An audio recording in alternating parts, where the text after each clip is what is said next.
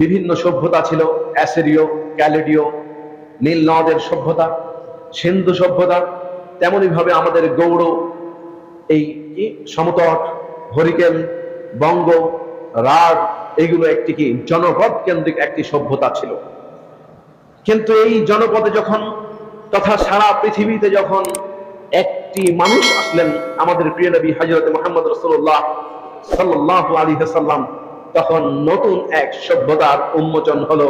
সেই সভ্যতার নাম হচ্ছে কি মুসলিম বা ইসলাম। আল্লাহ তাআলা বললেন, ইন্নাদ দীনা ইনদাল্লাহিল ইসলাম, পৃথিবীতে শ্রেষ্ঠ মনোনীত ধর্মের নাম হচ্ছে ইসলাম।